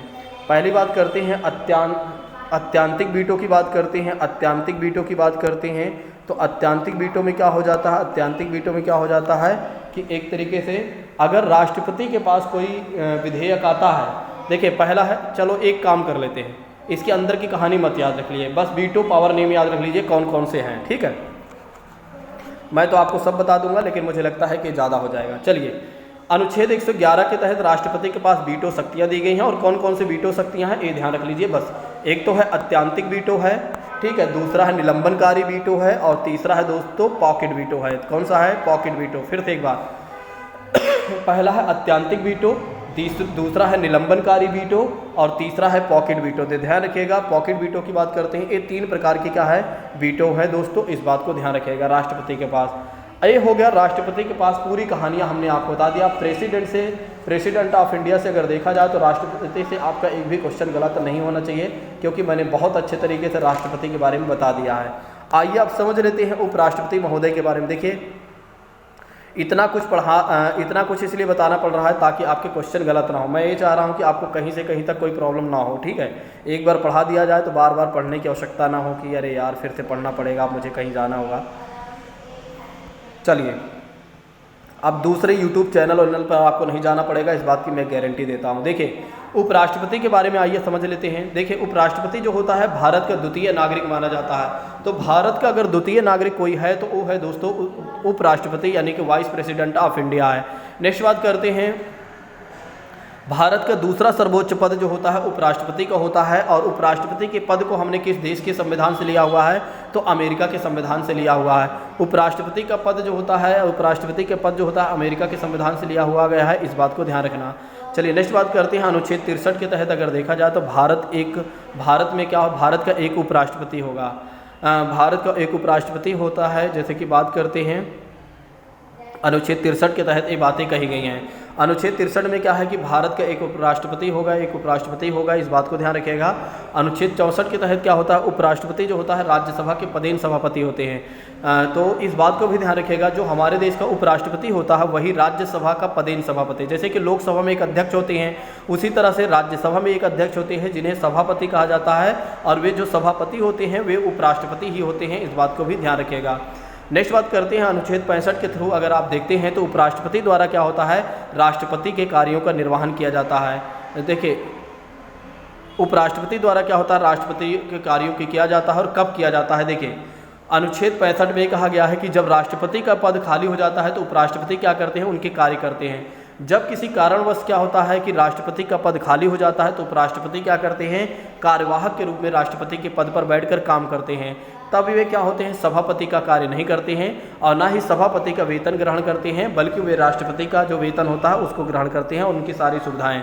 उस स्थिति में अगर देखा जाए तो सभापति के कार्यों को उपसभापति करते हैं। तो जब उपसभापति यानी कि जो उपराष्ट्रपति होते हैं राष्ट्रपति के पद पर चले जाते हैं, जब राष्ट्रपति नहीं होते हैं तो फिर उपसभापति जो होता है वो सभापति बन जाता है, और सभापति का वेतन कौन ग्रहण करता है दोस्तों, उपसभापति करता है, क्योंकि अब उसके पद पर वो बैठ गया। कहने का मतलब ये है, जो जिसके पद पर बैठेगा वो कोई भी व्यक्ति होगा, उसको पूरी सुविधाएँ वहाँ की मिलेंगी। अब उपराष्ट्रपति का निर्वाचन कैसे होता है, वाइस प्रेसिडेंट ऑफ इंडिया के निर्वाचन कैसे होता है, तो अनुच्छेद 61 के 1 में कहा गया है। देखिए, अनुच्छेद 61 में अगर देखा जाए तो महाभियोग के बारे में बताया गया है। महाभियोग का मतलब ये हो जाता है, जैसे राष्ट्रपति को जब मन करे, यानी कि कहने का मतलब ये है यदि वे संविधान का वायलेंस करते हैं तो अनुच्छेद 61 के तहत महाभियोग लाकर उनके ऊपर मतलब एक तरीके महाभियोग चलाकर उनको सीधा हटाया जा सकता है राष्ट्रपति को हमारे देश में, ठीक है। तो राष्ट्रपति को अगर हटाना है तो अनुच्छेद 61 में है महाभियोग की प्रक्रिया द्वारा। लेकिन अनुच्छेद 61 में ये कहा गया है कि अप्रत्यक्ष रूप से अनुपातिक प्रतिनिधित्व प्रणाली के आधार पर एकल संक्रमणी मतदान द्वारा मतदान जो होता है, गुप्त मतदान जो होता है, उपराष्ट्रपति का भी होता है। कहने का मतलब ये है, जिस तरह से राष्ट्रपति का निर्वाचन होता है गुप्त मतदान और अप्रत्यक्ष होता है, उसी तरह से अगर देखा जाए तो जैसे उपराष्ट्रपति का जो निर्वाचन होता है दोस्तों गुप्त मतदान होता है, अप्रत्यक्ष होता है, वैसे उपराष्ट्रपति का भी होता है। अब हम बात ये कर लेते हैं कि उपराष्ट्रपति के निर्वाचन में, वाइस प्रेसिडेंट ऑफ इंडिया के निर्वाचन में कौन लोग पार्टिसिपेट करते हैं, तो लोकसभा के सभी सदस्य, ध्यान रखिएगा, लोकसभा के सभी सदस्य और राज्यसभा के सभी सदस्य क्या करते हैं, उपराष्ट्रपति के निर्वाचन में भाग लेते हैं। लेकिन राष्ट्रपति के निर्वाचन में क्या होता है दोस्तों, जो लोकसभा के निर्वाचित सदस्य होते हैं और राज्यसभा के जो निर्वाचित सदस्य होते हैं वही लोग राष्ट्रपति के निर्वाचन में भाग लेते हैं। लेकिन उपराष्ट्रपति के पद में ऐसा नहीं है। उपराष्ट्रपति के संदर्भ में अगर देखा जाए तो लोकसभा के चाहे निर्वाचित सदस्य हो, चाहे मनोनीत सदस्य हो, राज्यसभा में चाहे निर्वाचित सदस्य हो, चाहे मनोनीत सदस्य हो, वे सारे सदस्य, कुल मिलाकर कहने का मतलब ये है कि जैसे 543 सदस्य लोकसभा में हैं और 245 सदस्य अगर देखा जाए दोस्तों, तो 245 सदस्य जो हैं वे उपराष्ट्रपति के निर्वाचन में भाग लेंगे। तो सीधा सीधा अगर आप जोड़कर देख लेते हैं तो 545 245 अगर आप जोड़ते हैं तो ये देखिए 543 हो गया, 245 की बात करते हैं तो 5 3 8 हो गया, और 4 4 8 हो गया दोस्तों, 4 4 8 हो गया, और 5 2 7 700 जो एक तरीके से 88 सांसद होंगे वे उपराष्ट्रपति के निर्वाचन में भाग लेंगे, इस बात को ध्यान रखिएगा। अच्छा, यहाँ पर एक बात और भी आ जाती है कि जो उपराष्ट्रपति के निर्वाचन में जो विधानसभा के सदस्य होते हैं क्या भाग लेते हैं या नहीं, तो बिल्कुल नहीं लेते हैं, वे केवल और केवल राष्ट्रपति के निर्वाचन में ही भाग लेते हैं, इस बात को आपको ध्यान रखना होगा। चलिए आगे बढ़ते हैं। देखिए थोड़ा से अच्छा पढ़ाने में क्या है, समय लगता है दोस्तों। मैं चाहता तो जैसे लिखा हुआ है वैसे ही पढ़ा देता, लेकिन फिर थोड़ा से आप तो जानते ही, आदत पहले ही मैंने बता दिया है कि मन नहीं करता है आगे बढ़ने का जब तक पूरा ईमानदारी से ना पढ़ा दो। अनुच्छेद 61 में कहा गया है ये भी बातें कि अप्रत्यक्ष रूप से, मैंने बता ही दिया दोस्तों, ये बातें हो गई। चलिए नेक्स्ट बात करते हैं, अनुच्छेद उपराष्ट्रपति बनने के लिए योग्यता क्या होना चाहिए। अनुच्छेद 61 का और खंड 3 में कहा गया है अगर किसी व्यक्ति को उपराष्ट्रपति बनना है तो व्यक्ति भारत का नागरिक हो और न्यूनतम आयु उसकी कितनी हो गई हो, 35 वर्ष हो गई हो, और लोकसभा के पद पर ना हो, लाभ के पद पर ना हो। दोस्तों इस बात को ध्यान रखिएगा, अगर कोई व्यक्ति भारत का उपराष्ट्रपति बनना चाहता है तो उसके पास क्या क्या होना चाहिए, व्यक्ति भारत का नागरिक हो, 35 वर्ष की आयु कंप्लीट कर लिया हो, और एक तरीके से राज्यसभा के सदस्य निर्वाचित होने की योग्यता रखता हो, और 20 प्रस्तावक 20 अनुमोदक होना चाहिए। जैसे वहाँ 50 प्रस्तावक थे 50 अनुमोदक, वैसे यहाँ पर क्या है 20 प्रस्तावक 20 अनुमोदक होने चाहिए। दोस्तों इस बात को ध्यान रखिएगा। तो 20 प्रस्तावक 20 अनुमोदक के रूप में उपराष्ट्रपति के रूप में, और 50 प्रस्तावक 50 अनुमोदक के रूप में अगर देखा जाए तो राष्ट्रपति के पास होना चाहिए। कुल मिलाकर इनके पास 40 लोग होने चाहिए और उनके पास 100 लोग होने चाहिए। ठीक है, इस बात को ध्यान रखिएगा। जमानत राशि लगभग अगर देखा जाए सेम ही होती है, 15,000 रुपये। अब बात कर लेते हैं कि उपराष्ट्रपति का कार्यकाल के बारे में किस अनुच्छेद में बताया गया है। तो उपराष्ट्रपति के कार्यकाल के बारे में जो बताया गया है अनुच्छेद 67 में बताया गया है, और कब से कब तक है, जब उपराष्ट्रपति पद अपना ग्रहण करते हैं तब से लेकर 5 वर्ष तक अगर देखा जाए तो उपराष्ट्रपति का कार्यकाल होता है। 5 वर्ष से पहले अगर उपराष्ट्रपति अपना त्यागपत्र देना चाहें तो किसे देंगे, राष्ट्रपति को। ध्यान रखिएगा, एक दूसरे को अपना त्यागपत्र देना चाहें तो दे सकते हैं। अगर राष्ट्रपति अपना त्यागपत्र देना चाहते हैं उपराष्ट्रपति को दे सकते हैं, कोई दिक्कत नहीं है। उपराष्ट्रपति अपना त्यागपत्र देना चाहते हैं तो राष्ट्रपति को दे सकते हैं, कोई दिक्कत नहीं है। एक दूसरे को अपना त्यागपत्र दे सकते हैं, कोई बात नहीं है। चलिए नेक्स्ट बात करते हैं, उपराष्ट्रपति को अगर हटाना है, अगर उपराष्ट्रपति को हटाना है तो 14 दिन पहले उन्हें लिखित सूचना देना होगा, और राज्यसभा में तत्कालीन सदस्य बहुमत से पारित करके किया जाएगा, और इस प्रस्ताव का लोकसभा में अनुमोदन कर दे। बस लोकसभा अनुमोदन कर देता है तो उपराष्ट्रपति को हटाया जा सकता है। देखिए उपराष्ट्रपति को अगर हटाना है दोस्तों तो 14 दिन पहले उन्हें लिखित सूचना देना होगा। अगर वे 14 दिन के अंदर ही बता देते हैं भैया काहे हटा रहे हो, और उसके पूरे कारण दे देते हैं तो फिर हटाते भी नहीं हैं। और जैसे कि राज्यसभा में तत्कालीन समस्त सदस्य जो होते हैं अगर वे बहुमत पारित कर दें और लोकसभा भी इसका अनुमोदन कर देता है तो उपराष्ट्रपति को हटाया जा सकता है। उपराष्ट्रपति को हटाने का प्रस्ताव सदैव राज्यसभा में लाया जाएगा। इस बात को जरूर ध्यान रखिएगा, अगर हमें उपराष्ट्रपति को हटाना है तो ये प्रस्ताव कहाँ से शुरुआत करना होगा, इस प्रस्ताव को हमें राज्यसभा से शुरुआत करना होगा। चलिए नेक्स्ट बात करते हैं, उपराष्ट्रपति के शपथ के बारे में बताया गया है तो अनुच्छेद 69 में बताया गया है। तो उपराष्ट्रपति के शपथ के बारे में बताया गया है अनुच्छेद 69 में। और उपराष्ट्रपति को शपथ कौन दिलाते हैं, राष्ट्रपति दिलाते हैं। तो उपराष्ट्रपति को शपथ कौन दिलाते हैं दोस्तों, तो उपराष्ट्रपति को शपथ दिलाते हैं कौन, राष्ट्रपति दिलाते हैं। समझ में आ रहा है या नहीं। चलिए नेक्स्ट बात करते हैं, उपराष्ट्रपति वर्तमान में कौन है, तो ये नहीं है, अब धनखड़ का है, उनका नेम धनखड़ या धनखड़ कुछ है, जो भी है देख लीजिएगा। भारत के पहले उपराष्ट्रपति के रूप में देखा जाए तो डॉक्टर सर्वपल्ली राधाकृष्णन थे जो भारत के उपराष्ट्रपति थे। तो आपके एग्जाम में यहाँ प्रश्न पूछा जा सकता है कि भारत के पहले उपराष्ट्रपति कौन थे दोस्तों, तो डॉक्टर सर्वपल्ली राधाकृष्णन थे। इस बात को ध्यान रखिएगा। हामिद अंसारी जो थे हामिद अंसारी राधाकृष्णन जो थे वे 2 बार कार्यकाल में, यानी कि 2 बार क्या रहे, उपराष्ट्रपति रहे दोस्तों। इस बात को भी ध्यान रखिएगा। कृष्णकांत ऐसे उपराष्ट्रपति थे जिनकी मृत्यु कार्यकाल के दौरान हो गई थी। ये आपके एग्जाम में आ चुका है कि अगर देखा जाए दोस्तों, अगर आपके एग्जाम में ये प्रश्न पूछा जाता है कि एक तरीके से ऐसे कौन से राष्ट्रपति थे, उपराष्ट्रपति थे जिनकी मृत्यु कार्यकाल के दौरान ही हो गई थी, तो कृष्णकांत को आप जरूर ध्यान रखिएगा, कृष्णकांत को आप जरूर ध्यान रखिएगा कि उपराष्ट्रपति के बारे में बताना है। नेक्स्ट बात करते हैं, भारत में कार्यवाहक उपराष्ट्रपति नहीं होते। देखिए भारत में सबसे खास बात यह है कि जो उपराष्ट्रपति का पद होता है वो कार्यवाहक नहीं होता है। नेक्स्ट बात करते हैं, यदि उपराष्ट्रपति का पद खाली हो भी जाता है तो शीघ्र ही चुनाव कराया जाता है। तो ध्यान रखिएगा, जल्दी ही चुनाव करवा लिया जाता है जैसे उपराष्ट्रपति का पद खाली हो जाता है। देखिए राष्ट्रपति का जो सैलरी होती है 5 लाख, लेकिन उपराष्ट्रपति का सैलरी कितनी होती है, 4 लाख होती है। उपराष्ट्रपति को राज्यसभा के सभापति का वेतन मिलता है। देखिए जो हमारे देश में उपराष्ट्रपति होते हैं उनको ये वेतन नहीं मिलता है कि उपराष्ट्रपति का वेतन मिलता है, बल्कि राज्यसभा के सभापति के रूप में जो वे काम करते हैं उस हिसाब से उन्हें वेतन मिलता है 4 लाख रुपए। तो समझ में आ गया होगा आप लोगों को पूरी बातें। मैंने उपराष्ट्रपति भी बहुत अच्छे से पढ़ा दिया। मुझे नहीं लगता कि कोई मेरा छात्र क्वेश्चन अब गलत करेगा। यदि आप लोगों को मेरी बातें समझ में आ गई हैं तो एक बार बताइए यस सर, आपने जो हमें समझाया है बिल्कुल क्लियर है। और यदि आप नए हैं तो चैनल को तुरंत सब्सक्राइब करके बता दीजिए कि यस सर हमने पूरी तरीके से क्लियर है। और यदि आपने सब्सक्राइब किया हुआ है तो दोबारा सब्सक्राइब मत करिएगा, नहीं तो अनसब्सक्राइब्ड मैं हो जाऊंगा। ठीक है, तो एक बार सब्सक्राइब किए हैं तो बस इतना ही रहने दीजिए।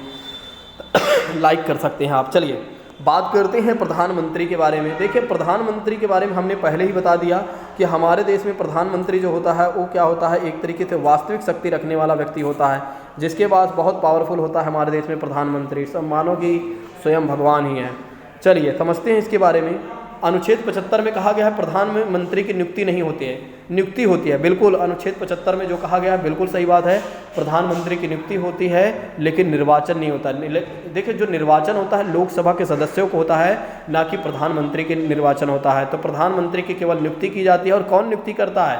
राष्ट्रपति करता है। यहाँ पर अभी देखिएगा लिखा भी है, प्रधानमंत्री संसद के सांसद बनते हैं, प्रधानमंत्री सांसद बनते हैं। सांसद का मतलब ये हो जाता है या तो वे लोकसभा के सदस्य होंगे या राज्यसभा के सदस्य होंगे। ठीक है, और प्रधानमंत्री की नियुक्ति कौन करता है? राष्ट्रपति करते हैं।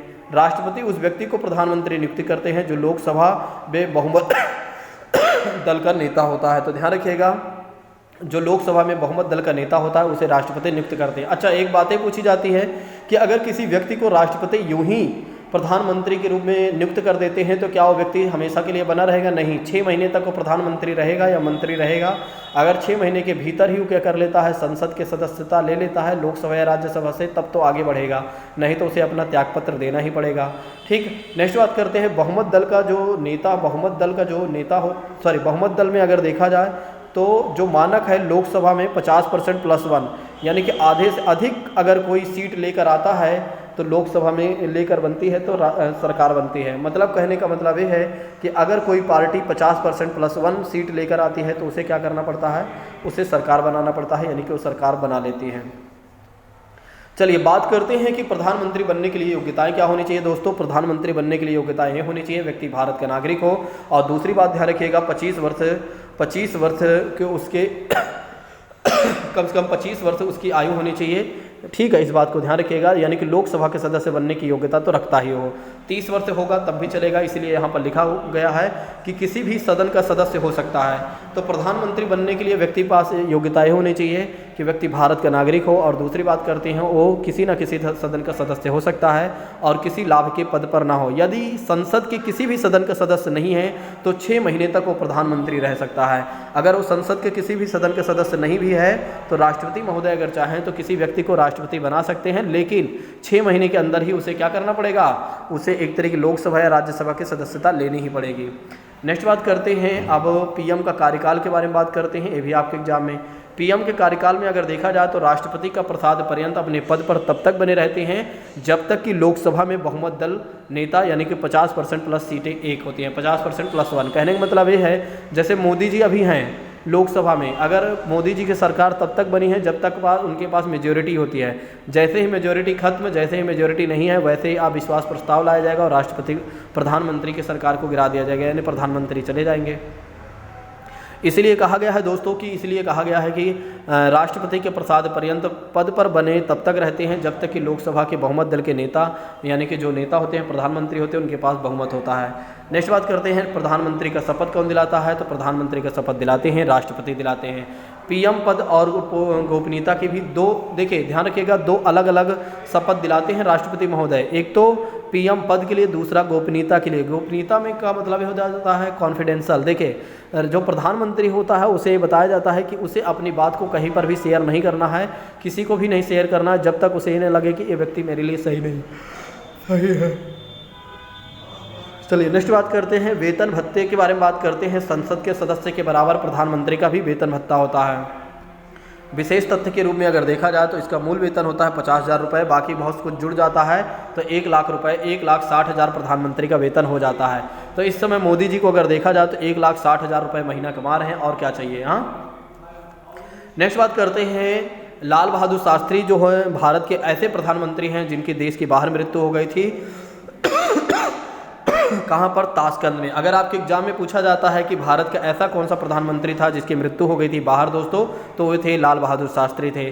सबसे कम समय में प्रधानमंत्री बने रहे 13 दिन में अगर देखा जाए तो अटल बिहारी वाजपेयी थे।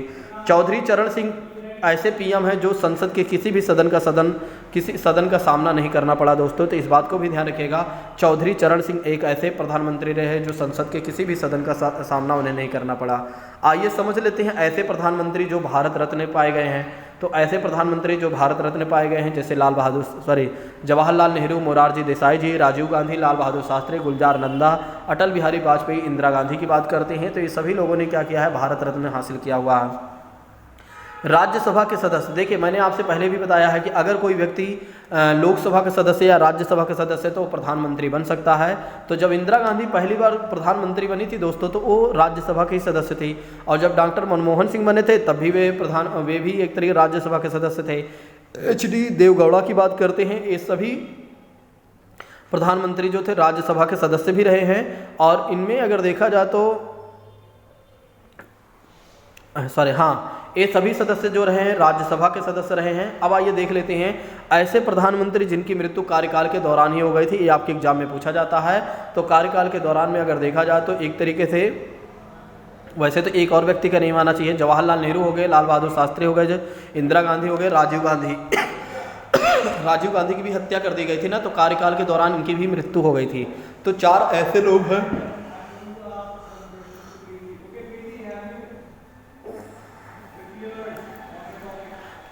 प्रधानमंत्री हैं दोस्तों जो जिनका कार्यकाल के दौरान ही मृत्यु हो गई थी। जवाहरलाल नेहरू, लाल बहादुर शास्त्री, इंदिरा गांधी, राजीव गांधी दोस्तों याद रखिएगा।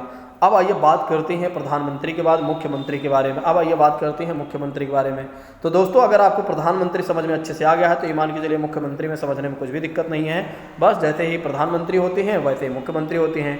बस प्रधानमंत्री क्या होते हैं? केंद्र सरकार के मुखिया होते हैं, और जो मुख्यमंत्री होता है वो राज्य सरकार का मुखिया होता है। बस वो राज्य के लिए काम करते हैं। मुख्यमंत्री की नियुक्ति होती है, देखिए मुख्यमंत्री की भी नियुक्ति की जाती है जैसे प्रधानमंत्री की नियुक्ति की जाती है, पर मुख्यमंत्री का भी निर्वाचन नहीं होता जैसे प्रधानमंत्री का निर्वाचन नहीं होता है। बल्कि अगर देखा जाए तो मुख्यमंत्री जो होते हैं राज्य के होते हैं। कहने का मतलब ये होता है कि राज्य के मुखिया होते हैं। तो दोस्तों जो मुख्यमंत्री होता है वो विधानसभा का बहुमत दल का प्रिय नेता होता है। जैसे प्रधानमंत्री लोकसभा के बहुमत दल के प्रिय नेता होते हैं, वैसे ही मुख्यमंत्री भी क्या होता है? विधानसभा के बहुमत दल का नेता होता है। अगर मुखिया के रूप में देखा जाए तो मुख्यमंत्री ही होता है दोस्तों, इस बात को ध्यान रखिएगा। मुख्यमंत्री बनने के लिए व्यक्ति को कौन कौन सी योग्यताएं होनी चाहिए? एक तो पहली बात करते हैं व्यक्ति भारत का नागरिक हो।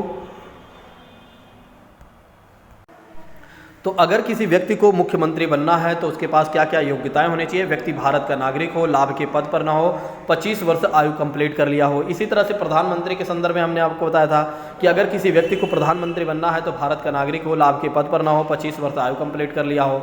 नेक्स्ट बात करते हैं राज्यसभा, राज्य विधानमंडल के किसी भी सदन का सदस्य हो सकता है। कहने का मतलब ये है जो मुख्यमंत्री होता है वो या तो विधानसभा का सदस्य हो या विधान परिषद का सदस्य हो। अगर वो किसी भी सदन का सदस्य नहीं है तो 6 महीने तक वो मुख्यमंत्री रह सकता है। जैसे प्रधानमंत्री के संदर्भ में हमने आपको बताया था, प्रधानमंत्री के संदर्भ में हमने आपको क्या बताया था कि अगर कोई व्यक्ति को प्रधानमंत्री पद के लिए नियुक्त कर दिया जाता है तो उसे 6 महीने के भीतर ही क्या करना होता है? लोकसभा या राज्यसभा की सदस्यता लेनी पड़ती है। उसी तरह से क्या होता है, अगर राज्यपाल क्या कर देते हैं, किसी व्यक्ति को मुख्यमंत्री नियुक्त कर देते हैं तो उसे 6 महीने के भीतर ही विधानसभा या विधान परिषद की सदस्यता लेनी होगी। नेक्स्ट बात करते हैं मुख्यमंत्री का कार्यकाल जो होता है राज्यपाल के प्रसाद पर्यंत होता है। तो मुख्यमंत्री का जो कार्यकाल होता है राज्यपाल के प्रसाद पर्यंत होता है और विधानसभा के बहुमत दल का नेता हो दोस्तों होता है, इस बात को ध्यान रखिएगा। चलिए आइए बात कर लेते हैं नेक्स्ट चीज़ों के बारे में। अनुच्छेद 74 में कहा गया है कि राष्ट्रपति को सहायता और सलाह देने के लिए एक संघीय मंत्री परिषद होगी और जिसके प्रधान कौन होंगे? प्रधानमंत्री होंगे। हमने आपको पहले ही बताया हुआ है दोस्तों कि राष्ट्रपति हमारे देश का जो होता है, देखिए ये अन्य बातें हैं, हमारे देश का जो राष्ट्रपति होता है वो अपने आप से कोई काम नहीं करता है, बल्कि प्रधानमंत्री के साथ जो मंत्री परिषद होती है वही के सलाह के अनुसार राष्ट्रपति काम करते हैं। नेक्स्ट बात करते हैं, उसी तरह से यहाँ पर बातें लिखी भी गई हैं अनुच्छेद 74 में कि एक तरीके से अगर देखा जाए राष्ट्रपति की सहायता और सलाह देने के लिए राष्ट्रपति को सहायता और सलाह देने के लिए एक संघीय मंत्री परिषद होता है दोस्तों, जिसके प्रधान कौन होते हैं? प्रधानमंत्री। जिसके नेता कौन होते हैं? प्रधानमंत्री होते हैं। पीएम सहित सभी प्रकार के मंत्रियों को सामूहिक रूप से मंत्रिपरिषद कहा जाता है। तो ध्यान रखिएगा, मंत्रिपरिषद किसे कहा जाता है? जो एक तरीके से प्रधानमंत्री होते हैं और उनके साथ जो मंत्री होते हैं उन्हें क्या कहा जाता है? मंत्रिपरिषद कहा जाता है। चलिए बात करते हैं पीएम के कैबिनेट में। अगर देखा जाए तो केंद्रीय कैबिनेट मंत्री होते हैं, केंद्रीय राज्य मंत्री होते हैं और उप मंत्री होते हैं। आपके एग्जाम में पूछा जा सकता है कि प्रधानमंत्री के कैबिनेट में कौन कौन होते हैं। मतलब एक तो कैबिनेट मंत्री होते हैं, दूसरी बात करते हैं केंद्रीय राज्य मंत्री होते हैं, तीसरे केंद्रीय उप मंत्री होते हैं और इन्हीं को क्या कहा जाता है? संघीय मंत्रिपरिषद कहा जाता है। तो केंद्रीय कैबिनेट मंत्री, केंद्रीय राज्य मंत्री, केंद्रीय उप मंत्री की बात करते हैं तो इन्हें क्या कहा जाता है? संघीय मंत्रिपरिषद कहा जाता है। नेक्स्ट बात करते हैं मंत्रियों की, ये वाला छोड़ दीजिए। नेक्स्ट बात करते हैं मंत्रियों की मुख्यतः 3 श्रेणी होती है। मैंने पहले ही बता दिया, एक तो कैबिनेट मंत्री, दूसरा उप राज्य मंत्री और तीसरा उप मंत्री। दोस्तों इस बात को ध्यान रखिएगा। चलिए आगे बढ़ते हैं। अब बात करते हैं भारत के महान्यायवादी के बारे में। दोस्तों यहाँ से भी क्वेश्चन पूछा जाता है। देखिए भारत के महान्यायवादी के बारे में जो बताया गया है अनुच्छेद 76 में बताया गया है, भारत का जो महान्यायवादी होता है वो विधिक अधिकारी होता है, विधिक अधिकार रखता है और भारत सरकार का यह प्रथम विधिक सलाहकार होता है। भारत सरकार का विधिक सलाहकार अगर कोई होता है तो भारत का महान्यायवादी होता है, जिसे अंग्रेजी में क्या कहा जाता है? अटॉर्नी जनरल ऑफ इंडिया कहा जाता है। क्या कहा जाता है? अटॉर्नी जनरल ऑफ इंडिया कहा जाता है। दोस्तों इस बात को आपको ध्यान रखना है। तो हमने आपको बताया कि जो भारत का महान्यायवादी है,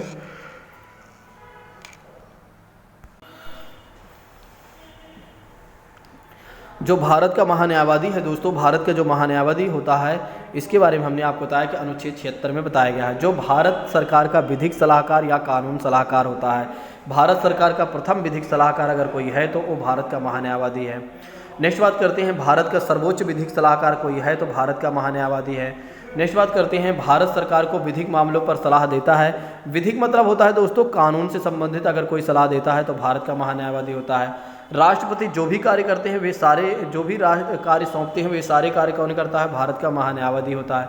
अच्छा, आपके एग्जाम में एक प्रश्न पूछा जाता है कि भारत का पहला महान्यायवादी कौन था दोस्तों, या कौन थे? तो एम सीतलवाद थे। तो भारत के पहले महान्यायवादी के रूप में कौन थे दोस्तों? तो एम सीतलवाद थे। दोस्तों इस बात को ध्यान रखिएगा। चलिए आगे बढ़ते हैं। देखिए जो महान्यायवादी की नियुक्ति की जाती है राष्ट्रपति, जो राष्ट्रपति होते हैं वही करते हैं, लेकिन मंत्रिपरिषद के सलाह पर। हमने बताया है कि मंत्रिपरिषद मतलब प्रधानमंत्री और उनके साथ जो मंत्री होते हैं, ठीक है, उनकी सलाह पर राष्ट्रपति किसी को महान्यायवादी नियुक्त करते हैं। अच्छा, महान्यायवादी बनने के लिए योग्यता क्या होना चाहिए? जो सुप्रीम कोर्ट के न्यायाधीश बनने की योग्यता रखता है, मतलब जो सुप्रीम कोर्ट के न्यायाधीश बनने की योग्यता होती है वही महान्यायवादी बनने की भी योग्यता होती है। कार्यकाल की बात करते हैं राष्ट्रपति के प्रसाद पर्यंत। तो इनका कार्यकाल कितना होता है दोस्तों? तो राष्ट्रपति के प्रसाद पर्यंत ये अपने कार्यकाल पर बने रहते हैं।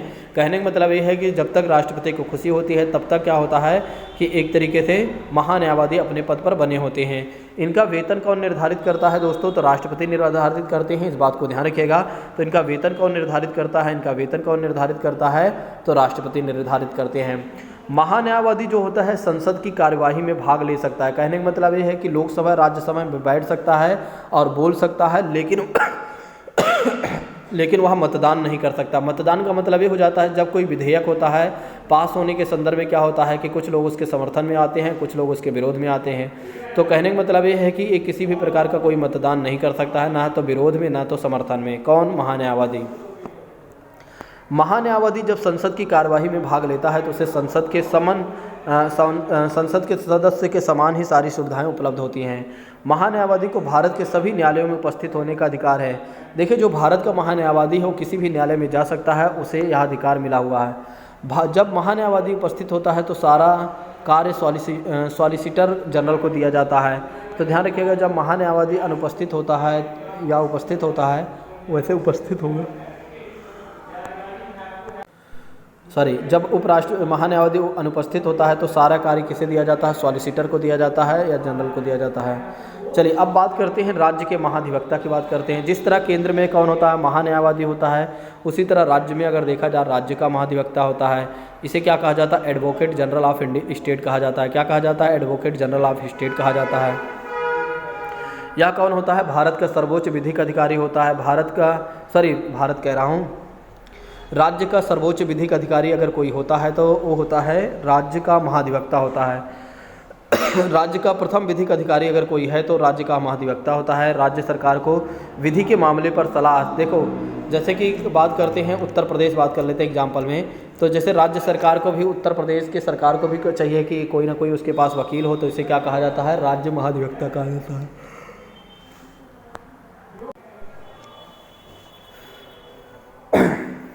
तो दोस्तों बीच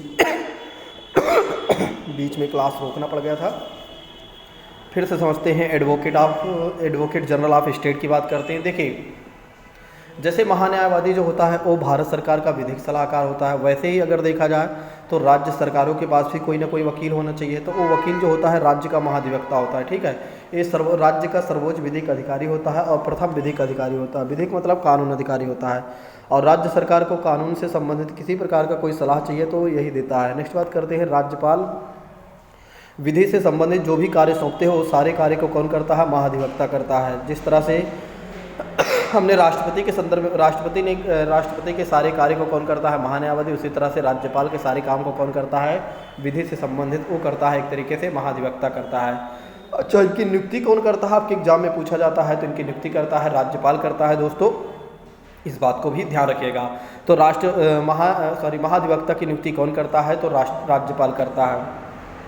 राज्यपाल जो नियुक्ति करता है दोस्तों, यानी कि कहने का मतलब ये है, जो महाधिवक्ता होता है, महाधिवक्ता बनने के लिए योग्यता क्या होनी चाहिए, जो हाई कोर्ट के न्यायाधीश बनने की योग्यता होती है, वही योग्यता होनी चाहिए एक तरीके से महाधिवक्ता की।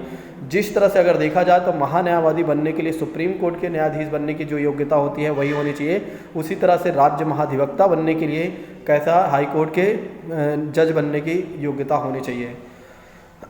इनका कार्यकाल दोस्तों कब तक रहता है, तो इनका कार्यकाल होता है राज्यपाल के प्रसाद पर्यंत पर रहता है। जब तक राज्यपाल खुशी रहते हैं तब तक इनको अपने पद पर रखते हैं। और इनका वेतन भत्ते कौन निर्धारित करता है, तो इनका वेतन भत्ते निर्धारित कौन करता है, राज्यपाल करता है। जैसे कि महान्यायवादी को बताया था, महान्यायवादी के वेतन भत्ते कौन निर्धारित करता है, राष्ट्रपति करता है, वैसे ही यहाँ पर। नेक्स्ट बात करते हैं, जैसे हमने आपको बताया था महान्यायवादी क्या कर सकता है, महान्यायवादी क्या कर सकता है, संसद के किसी भी सदन में बैठ सकता है, भाग ले सकता है, बोल सकता है, लेकिन मतदान नहीं कर सकता है।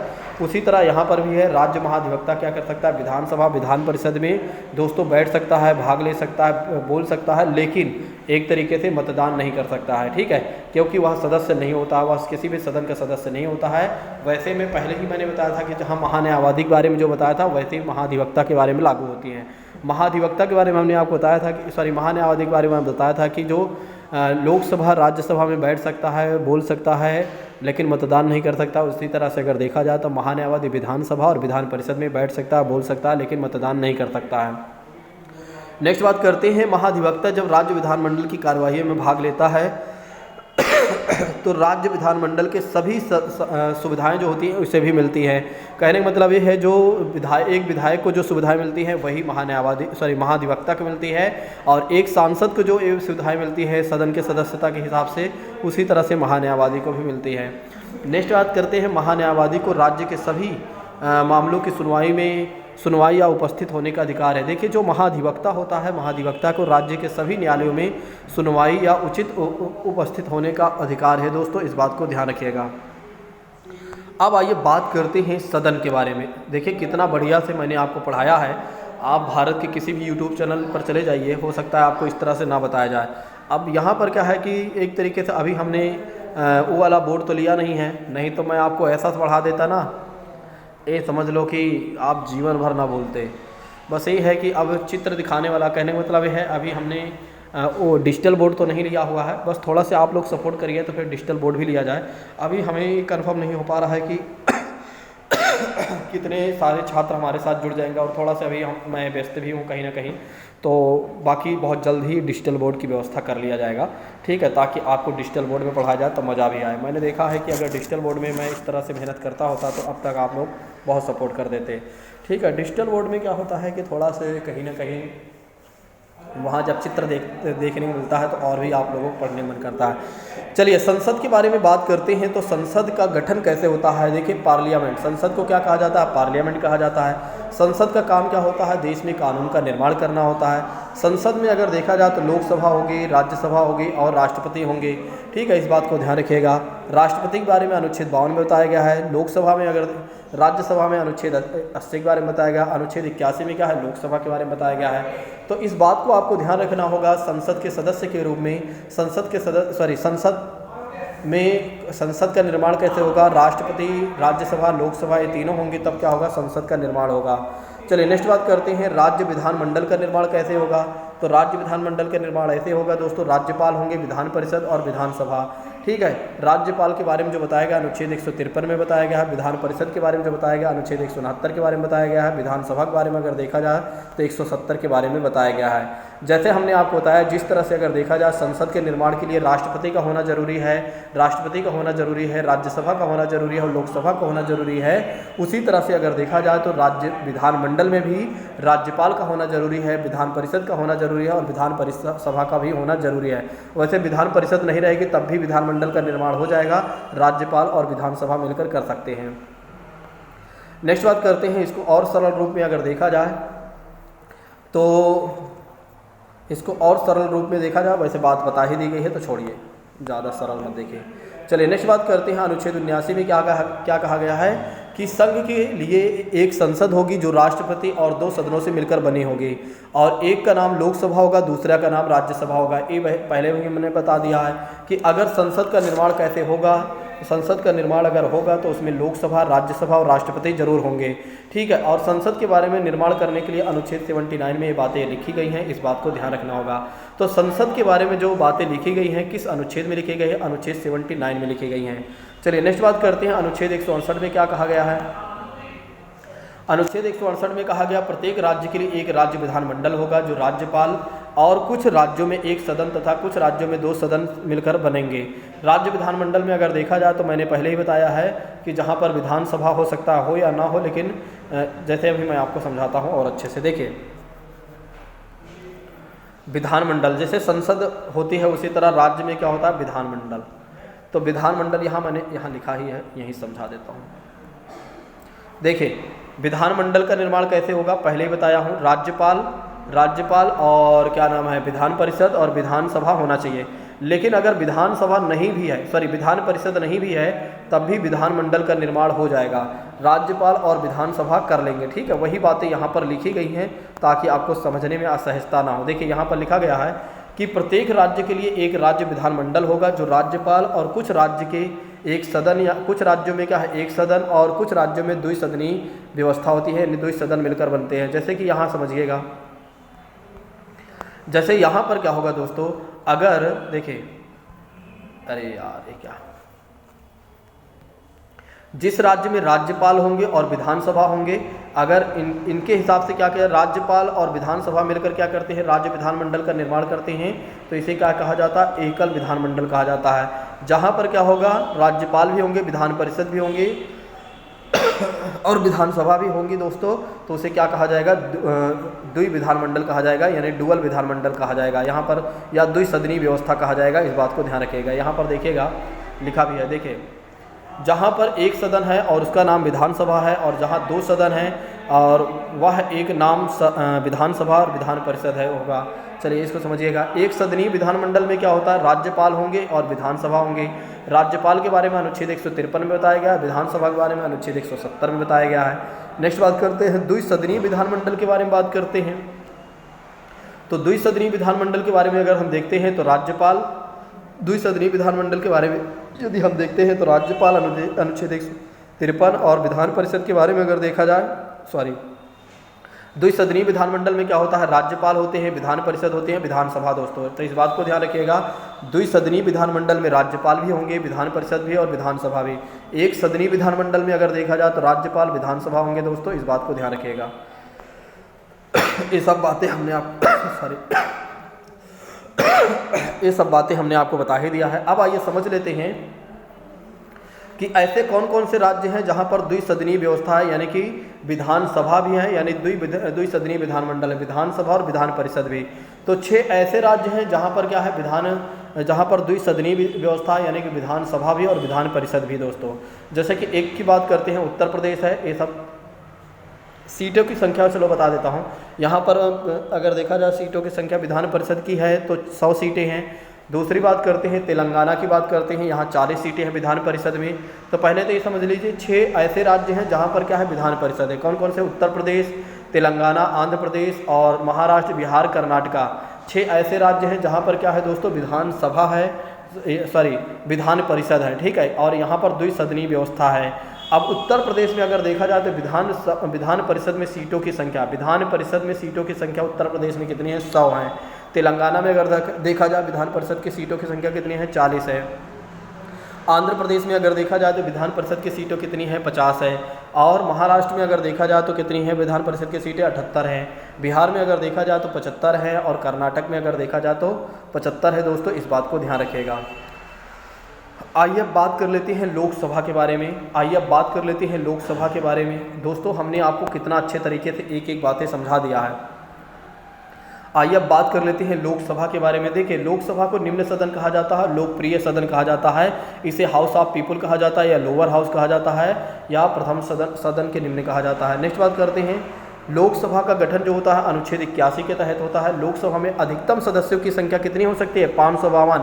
ये आपके एग्जाम में पूछा जाता है दोस्तों कि लोकसभा में अधिकतम सदस्यों की संख्या कितनी हो सकती है? तो 552। और किसके अनुसार? 226 तक। कब तक ऐसे हो सकती है 552? तो 226 तक। वर्तमान में लोकसभा के सदस्यों की संख्या कितनी है? 543 है वैसे, ठीक है। और पहले कितनी थी? 545 थी। 2 मनोनीत किए जाते थे जिन्हें अब हटा दिया गया है। मनोनीत सदस्य 2019 से अब गायब हो गए हैं। अभी वर्तमान में 543 सदस्य हैं। नेक्स्ट बात करते हैं लोकसभा में उत्तर प्रदेश में सबसे ज़्यादा सीटें हैं, 80 सीटें हैं लोकसभा की। नेक्स्ट बात करते हैं दोस्तों, आगे की बात करते हैं। देखिए अनुच्छेद 331 के अनुसार क्या कहा गया है कि राष्ट्रपति लोकसभा में आंग्ल भारतीय समुदाय के 2 सदस्यों को मनोनीत करते हैं, लेकिन अब आने वाले चुनाव में वे नहीं होंगे। तो अब अगर देखा जाए तो वे किसी भी प्रकार के एक तरीके से शामिल नहीं होंगे, अब उनको मनोनीत नहीं किया जाएगा। एंग्लो इंडियन का मतलब क्या हो जाता है दोस्तों? जो एक रक्त मिश्रित होगा, यूरोपियन पिता होगा और माता जो होगी इंडियन होगी। मतलब यूरोप का या कह सकते हैं ब्रिटेन का कोई व्यक्ति होगा, ब्रिटेन का व्यक्ति होगा, महिला भारत की होगी और उनके बच्चे को क्या कहा जाएगा एक तरीके से, या उनको मिलाकर क्या कहा जाएगा? एंग्लो इंडियन कहा जाएगा, ठीक है। चलिए नेक्स्ट बात करते हैं लोकसभा के सदस्यों का चुनाव जो होता है कैसे होता है, जो कि हमने पहले ही बताया है लेकिन फिर भी।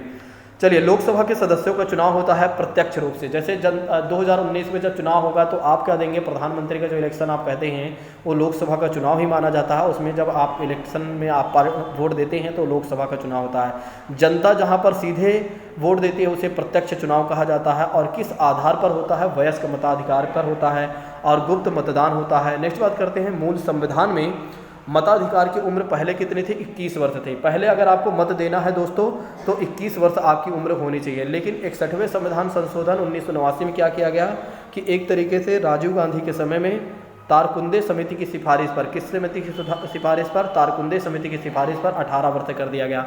अब हमारे देश में क्या है, अगर कोई व्यक्ति 18 वर्ष का हो जाता है तो मतदान कर सकता है, यानी कि वोट दे सकता है। अब लोकसभा के बारे में, कार्यकाल के बारे में अगर देखा जाए तो अनुच्छेद 83 में बताया गया है। अनुच्छेद 83 में 83 में क्या बताया गया? लोकसभा के कार्यकाल के बारे में बताया गया है। तो जैसे कि बात करते हैं प्रथम बैठक से लेकर 5 वर्ष तक अगर देखा जाए तो लोकसभा का कार्यकाल होता है। तो लोकसभा का जो कार्यकाल होता है दोस्तों 5 वर्ष का होता है।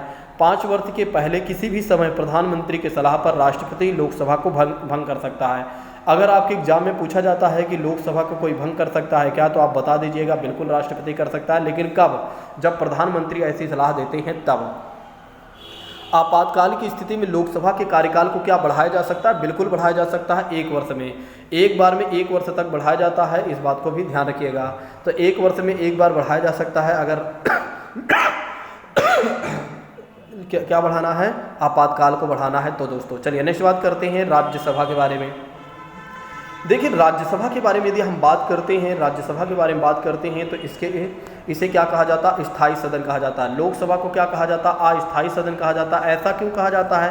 क्योंकि राष्ट्रपति क्या करते हैं कि प्रधानमंत्री की सलाह पर अगर चाहें तो वे क्या कर सकते हैं? लोकसभा को भंग कर सकते हैं, इसलिए अस्थायी सदन कहा गया है। नेक्स्ट बात करते हैं राज्यसभा के बारे में बात कर लेते हैं। देखिए राज्यसभा को स्थायी सदन कहा जाता है, उच्च सदन कहा जाता है, अंग्रेजी में अपर हाउस कहा जाता है, काउंसिल ऑफ स्टेट कहा जाता है। राज्यसभा का नाम पहले काउंसिल ऑफ स्टेट था, यानी राज्य परिषद था। इस बात को भी ध्यान रखना चाहें तो रख सकते हैं हम।